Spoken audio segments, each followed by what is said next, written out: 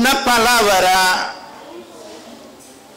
sale a relucir en esta disertación o en este contenido de esta escritura.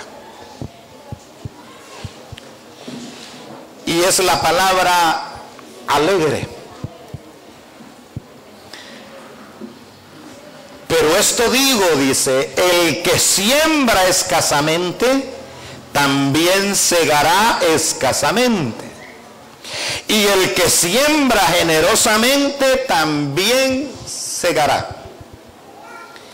Y dice el texto continuo, cada uno dé como propuso en su corazón, no con tristeza ni por necesidad, porque Dios ama al dador alegre.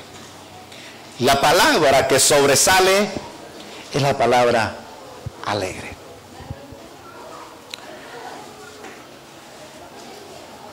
La palabra alegre significa deseoso, significa también de buena inclinación y significa también gozosamente listo.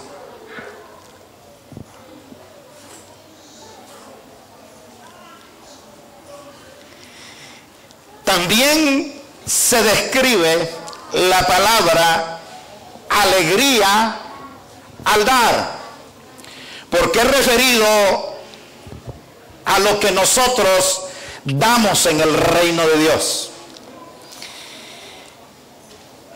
Y me llama bastante la atención que el espíritu de alegría al dar que nosotros describimos significa también que se desembaraza de toda restricción.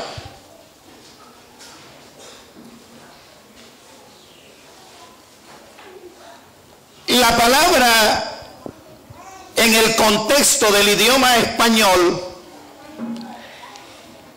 se pronuncia una palabra que es hilaridad, que significa o constituye una transliteración referido a la alegría sin restricciones cuando nosotros damos. El verso 8 y 10 describe otra expresión que dice, da lo que tienes, adquiriendo un contexto dinámico en el reino de Dios. Da lo que tienes cuando se refiere a la semilla de la fe, diciendo, presta atención especialmente en las siguientes tres cosas. Uno, cuando tú das, Dios es quien hace que toda gracia sobreabunde en nosotros. Seguido, y quien te provee de todo lo que tú necesitas. En el punto siguiente, encuentro yo que también todas las cosas que son beneficiosas para nuestra vida provienen de la mano poderosa del Dios que está en los cielos. Nada de lo que tú tienes, nada de lo que tú puedes disfrutar, nada de lo que tú puedas presentar, de lo que tú estás recibiendo hoy en día, en cualquier circunstancia, abundancia o escasa, de alguna manera que sea, todo proviene de la mano de Dios. Nosotros conocemos que nada en este mundo se puede mover si no es por la acción poderosa del Dios que está en los cielos.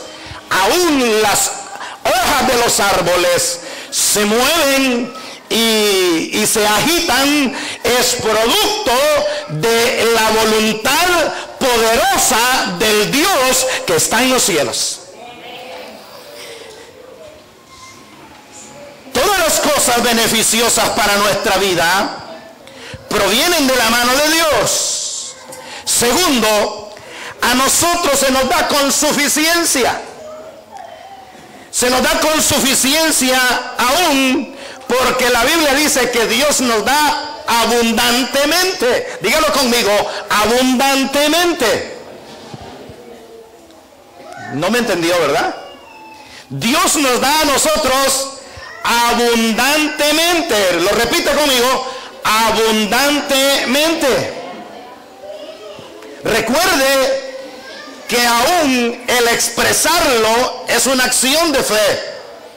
Porque cuando nosotros damos es una manifestación de fe. Recuerde que no tenemos, pero de lo que tenemos damos, y lo damos, óigame bien, por fe, sabiendo que Dios, que ha prometido devolvernos a nosotros abundantemente, Él lo hará, porque Dios es alguien que ha sido fiel siempre, aunque seamos infieles con Él. Alabado sea el nombre de Dios. De manera que podamos hacer obras buenas por la abundancia que nosotros recibimos. A través de la palabra se nos bendice, se nos dice a través de la palabra que Dios nos bendice a fin de que seamos una bendición para compartir con otros. Cuando usted va y ora por un enfermo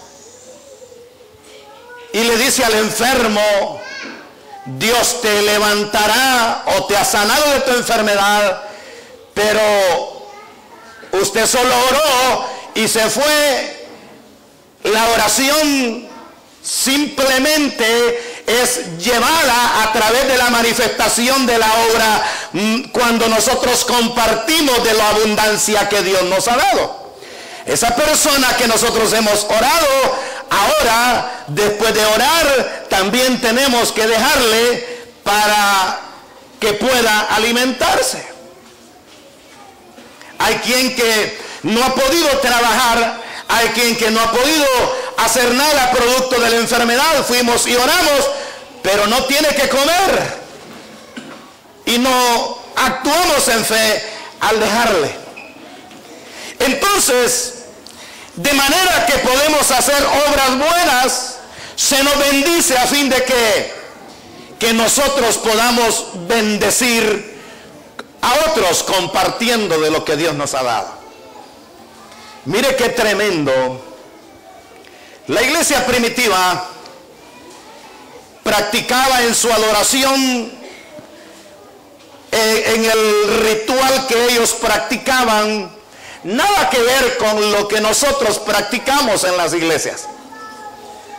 Pero si nosotros fuéramos contundentemente bíblicos, como la iglesia primitiva lo experimentaba, mire que la iglesia primitiva experimentaba tres cosas en la adoración a Dios. Número uno, practicaba la acción intercedora. En la acción intercedora era donde hacían la función sacerdotal.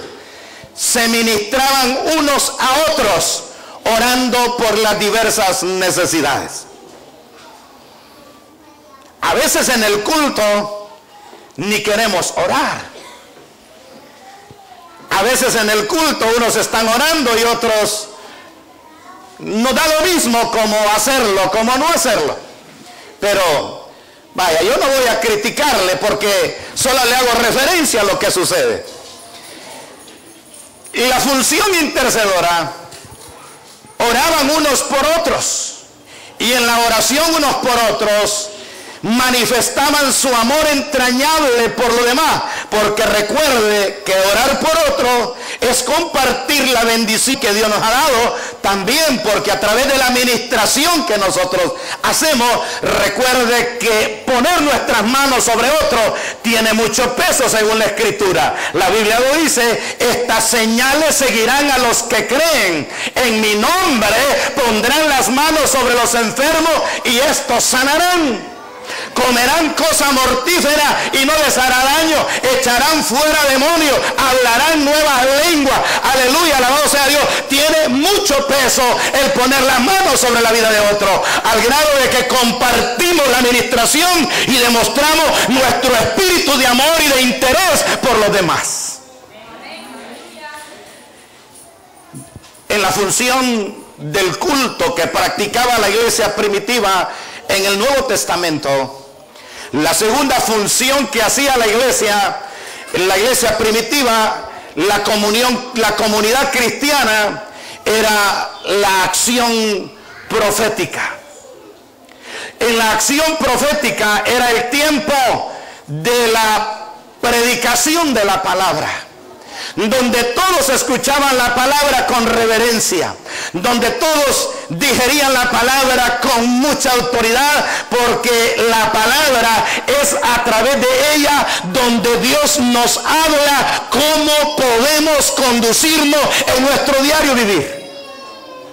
Y en la tercera práctica que hacía la iglesia primitiva era que practicaban la acción de la coinonía, que era la práctica de la comunión cristiana, que era la práctica del compañerismo, que era la práctica de la hermandad, que era la práctica de la comunión entre unos con otros, donde los desacuerdos quedaban alejados porque ahí se manifestaba la preocupación de unos por otros, y entonces realizaban la famosa Eucaristía, que era la celebración de la cena del Señor. Aleluya, alabado sea Dios, donde ellos, después de haber cenado, declaraban, óigame bien, la presencia de Cristo en medio de ellos. Alabado sea Dios, y estaban anunciando su segunda venida, y estaban anunciando que estaban esperando, que estaban preparados, que el Señor venía pronto a levantarles a esta tierra. Alabado sea Dios, después de haber experimentado la famosa Eucaristía, practicaban lo que era el culto ágape, que era el momento donde todos traían de sus bienes para poderlo compartir unos con otros. Era ahí donde la iglesia no pasaba dificultades ni necesidades, porque unos con otros sembraban dando para el reino de Dios, y el Dios que está en los cielos, aleluya, les daba abundancia y no había necesidades. Hoy en día nos encontramos en una situación demasiado crítica. Usted va a escuchar a la gente dentro del ámbito de la vida cristiana lamentando que no tiene que comer, que no tiene trabajo, que no tiene dinero, que está enfermo, y algunos cristianos hasta han agarrado camino de mojado para los Estados Unidos porque la crisis la sienten pesada. Es el tiempo como iglesia, óigame bien, de demostrar: no damos porque somos pobres. Óigame bien, no vamos a descartar ese concepto de pobreza. No damos porque somos pobres, damos porque somos ricos, porque el dueño de la tierra y su plenitud es el Dios que nosotros adoramos, y todos nosotros somos sus hijos, por lo tanto somos ricos. Aleluya, alabado sea el nombre de Dios. ¿Cuántos lo creen en esta noche? Dele aplauso fuerte al Señor.